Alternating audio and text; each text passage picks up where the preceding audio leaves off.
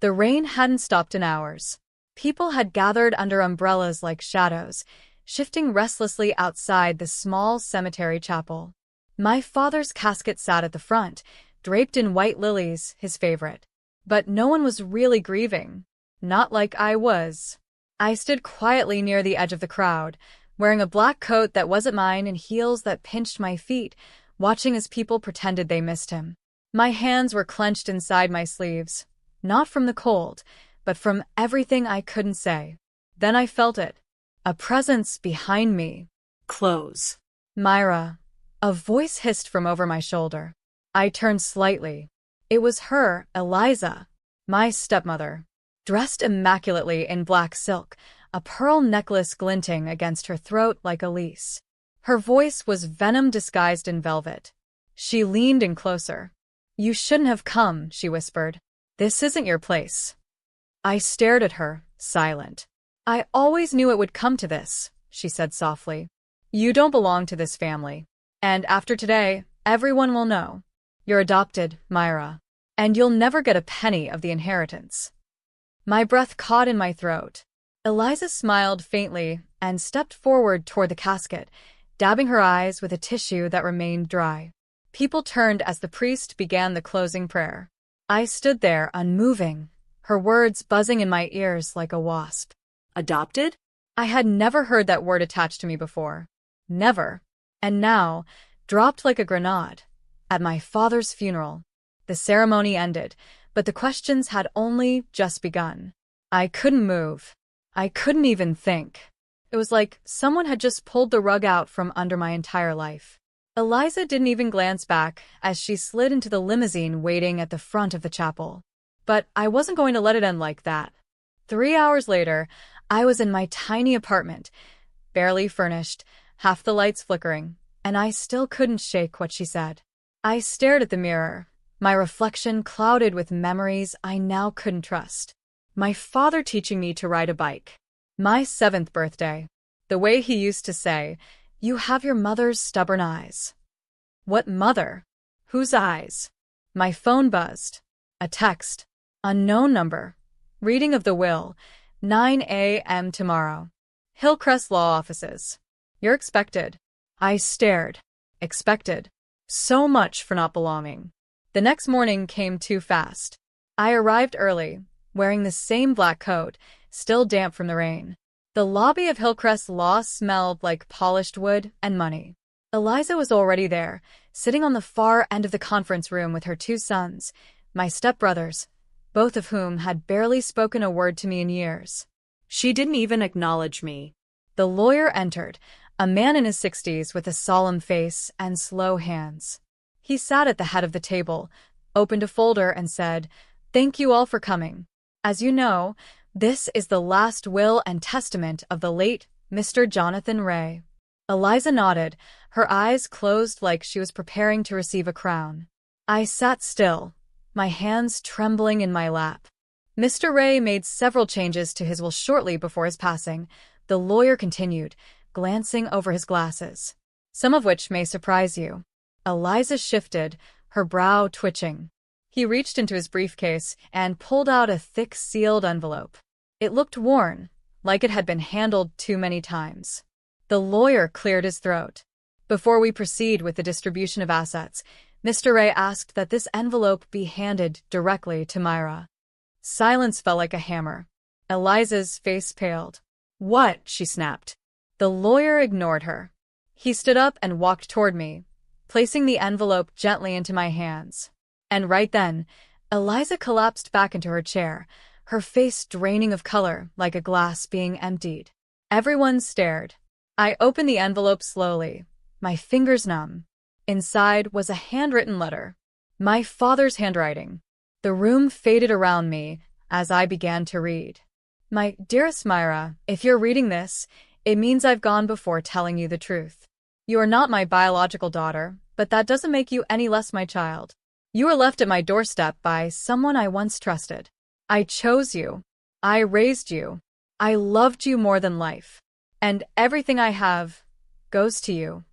The sound of Eliza's bracelet clinking against a table echoed louder than it should have. I looked up from the letter, and the air in the room had changed. Tension curled like smoke around us. Her lips were parted, hands trembling as she reached forward like she might grab the letter out of my hands. You can't be serious," she stammered at the lawyer, her carefully sculpted composure cracking. "Jonathan would never. She's not even his blood." The lawyer gave a patient, tired look. "Mrs. Ray, as I mentioned, your late husband amended his will last fall. He made his intentions very clear. Everything, his house, stocks, savings, and business shares, are to go to Myra." Gasps. Even her sons looked stunned. "No," Eliza hissed, her voice now low and bitter. "He didn't even tell me. That's not legal. I was his wife." The lawyer calmly folded his hands. He consulted me directly. "We filed it with the state. It's entirely legal." Eliza stood up abruptly, her chair screeching backward. Her voice trembled with fury. "She's a stray. She doesn't deserve it." My voice came out soft but firm. "He did tell me I had his eyes. I guess he meant the ones that could see through lies." Eliza's eyes flashed. That was the first moment I ever saw fear in her. She wasn't just angry. She was cornered. And for the first time, I didn't feel small in her presence. Outside the law office, the air smelled like old leaves and city dust. I stood on the steps, letter still clutched in my hand, watching her walk away quickly, dragging her shocked sons behind her. She didn't turn around, didn't shout another insult. The power she had always carried seemed to slip off her shoulders like a coat that no longer fit. A car pulled up beside me, a sleek, black town car. The driver stepped out. "Miss Ray?" I blinked. "Yes." He nodded politely. "Your father left instructions to take you to the estate immediately. It's yours now." I stood there, stunned. Mine? The estate was nothing like I remembered as a child. I'd only visited twice, always kept at arm's length. I thought it was because Eliza didn't want me near her fine furniture. Now I knew it was about control, about hiding me away from what could never be mine. But now, the gates opened for me. The drive up was quiet. Pines lined the road like silent sentinels. The house itself was large, stone, and old, but somehow beautiful. My shoes clicked on the marble as I stepped into the front hallway, the scent of sandalwood and time lingering in the air. The caretaker, an elderly woman named Beatrice, met me with a soft smile. "I always hoped this would be yours," she whispered, her eyes wet. I swallowed the lump in my throat. "He really changed it all." She nodded. "Every bit of it. He told me, she might not be of my blood, but she's the best thing I ever raised." I spent the night walking through the rooms in a daze. Everything, paintings, furniture, books, had been part of a life I was never truly allowed to touch. I stopped in my father's study, sat in his old chair, and found another letter in the drawer. Short, in his voice. "Don't let them make you feel less. You were always mine. And now this is yours. Build the life they never let you have." I cried then. Quietly. Not out of sadness, but release. He had chosen me, even when others wouldn't. The next morning, I walked out onto the balcony with coffee, breathing in air that felt different now. Free. Warm. Mine. But the world hadn't forgotten me just yet. My phone buzzed again. A text from Eliza. "You don't know what you're doing. That money, that house, it should have gone to someone who understands it, not someone who barely knows where to begin. You'll fail. You'll come running back. And when you do, don't expect my help." I stared at the words. Then calmly I replied, "I won't need to come back. And I never needed your help." But what happened next, I didn't expect. 3 days later, I got a call from the lawyer again. "There's another part," he said hesitantly. "Something your father requested be delivered to you privately, 3 days after the will reading." "What is it?" A key. "And a message. To visit the red cottage at the edge of the estate." My heart skipped. The red cottage? I hadn't even noticed it. But I was about to uncover something buried so deeply that it would turn everything on its head again. Not hatred, not revenge, but a truth that healed more than it broke. The path to the red cottage was overgrown. Thick ivy clung to the stone walls. The windows were dusty, the door a faded crimson. It stood at the very edge of the estate grounds, tucked away behind a line of oak trees, as if meant to be forgotten. I wouldn't have even known it was here if the lawyer hadn't mentioned it. The key in my hand felt heavier than it should have. As I stepped closer, the wind whispered through the trees, and a single memory tugged at me, faint, like an echo. A humming voiced a soft lullaby. My hand trembled as I unlocked the door. Inside, the scent of lavender and old wood hit me instantly. Dust floated in the air like memories made visible. There were books on the shelves, a knitted throw over a small sofa, and pictures, framed pictures. I walked closer and froze. A photo of my father, holding a newborn. A woman beside him, smiling down at the child with tenderness I had never seen in any family photo before. The back of the frame read, Myra, 3 weeks old. I staggered back. The woman. She wasn't Eliza. In a wooden box near the fireplace, I found journals, labeled by year. Each one written in my father's handwriting, but some were different. Smoother. More elegant. A woman's hand. I opened one. Today Myra said her first word. She called out to the birds. She is already so observant, so gentle. We're scared. The doctors said I won't make it much longer. But I'm not afraid for myself. Only for her. Jonathan promised to raise her as his own, no matter what happens to me. My sweet girl, I hope you'll forgive me for leaving you too soon. I sank to the floor, clutching the journal like it was part of my own skin. My real mother. She had lived here, in this cottage, quietly, away from the estate, perhaps sick, perhaps by choice, perhaps to shield me from Eliza. My father had kept this secret all my life. Not to deceive me, to protect me. And suddenly, the weight of everything Eliza had ever said felt smaller. She didn't know the truth. But my father did. And he had held on to it all these years, not to give me ammunition for revenge, but to give me peace when I was strong enough to carry it. Later that evening, I sat outside the cottage, the sun setting behind me, reading more of the letters. One was addressed to me, unopened. Myra, if you ever find this, know that your mother was the kindest soul I ever knew. She wanted you to live freely, without burden. I promised her I'd love you without condition. And I did. I always will. Eliza didn't know about her. I didn't tell her, because she wouldn't have understood love that wasn't transactional. I cried softly, the kind of tears that come from wounds you didn't know were still bleeding. Back at the main house, the staff welcomed me differently now. With warmth. With a strange sense of respect I'd never felt before. Beatrice brought me an old necklace the next day. Your father asked me to give you this when you were ready, she said gently. It was a pendant. Inside was a picture of the same woman from the red cottage. I wore it under my shirt that day. Close to my heart. The next few weeks were quiet, but not idle. I began organizing the estate. I reviewed the business holdings my father had left. Apparently, he still owned 40% of a small but powerful logistics firm. I took meetings, learned quickly, and I started putting things in motion, repairs to the cottage, community outreach programs in his name, a scholarship for girls in foster care. I wasn't doing it for Eliza.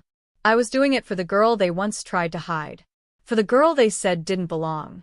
Then, one afternoon, I received a letter in the mail. It was from one of Eliza's sons, Jared, the elder. It was short. Honest.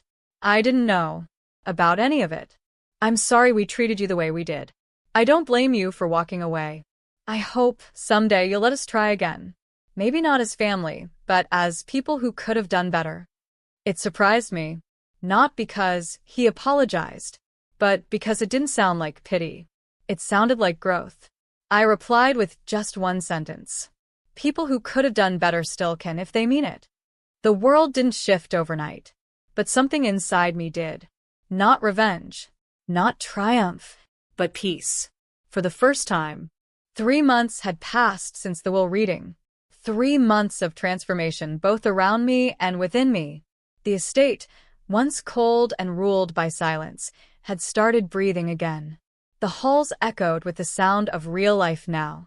Not parties for appearances or meetings full of judgment, but laughter, restoration, and healing.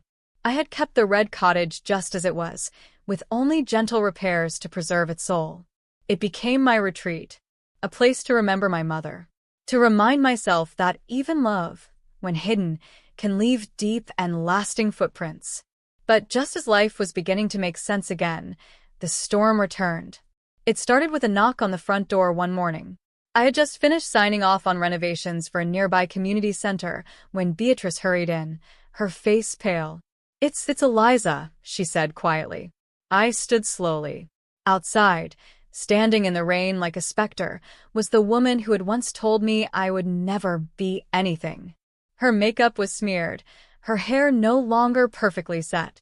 For the first time in my life, she looked human. Not polished, not cruel, just tired. I stepped outside, letting the rain wash over both of us. "Eliza," I said quietly, "what are you doing here?" She swallowed hard. Her voice cracked. "I have nowhere else to go." I blinked. "What happened?"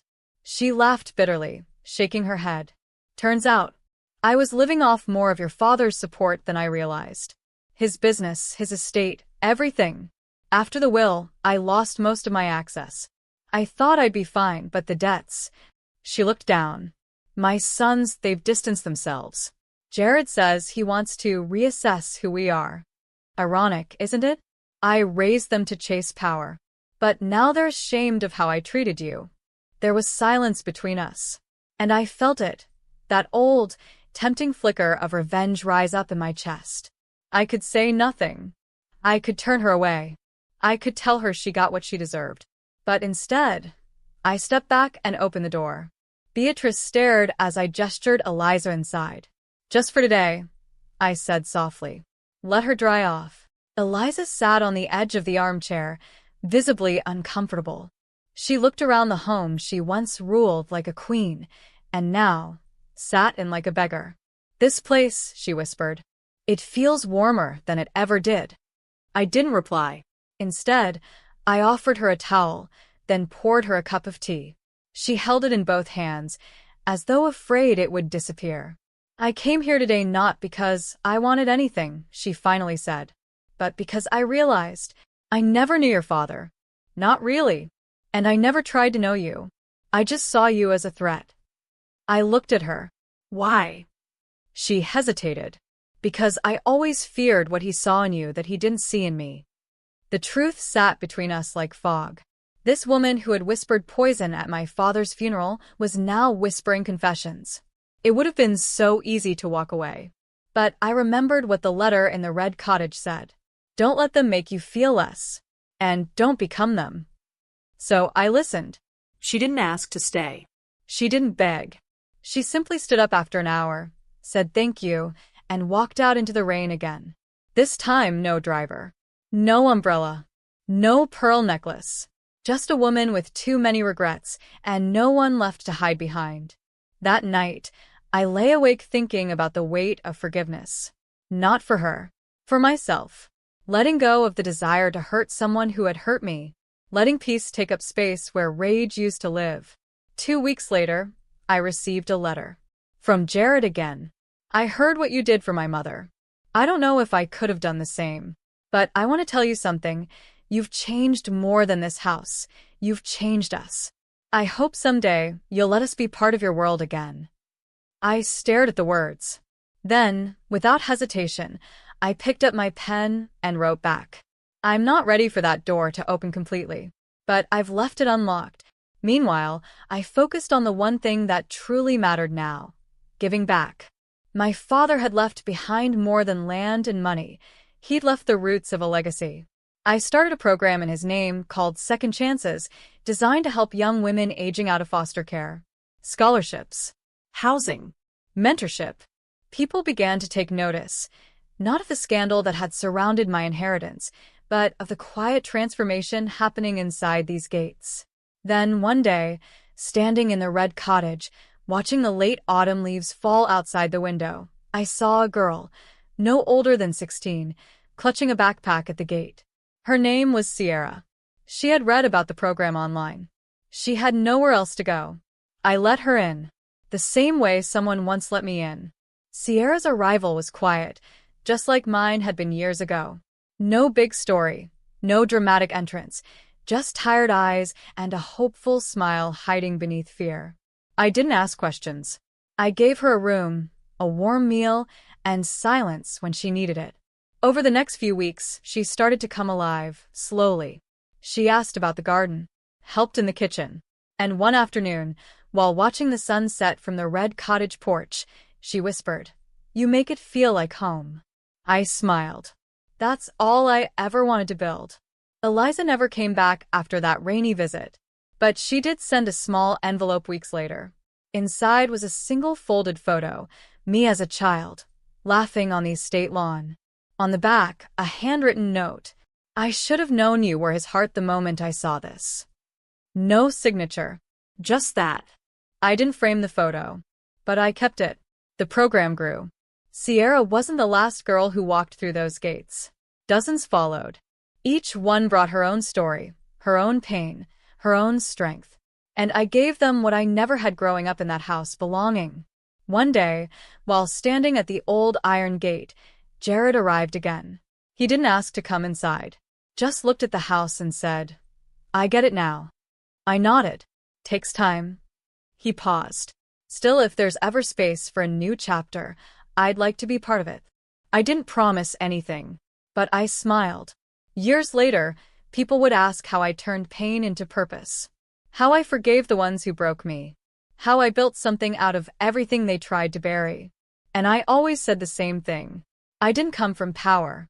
I came from love. One man chose me when he didn't have to. That's where it all began.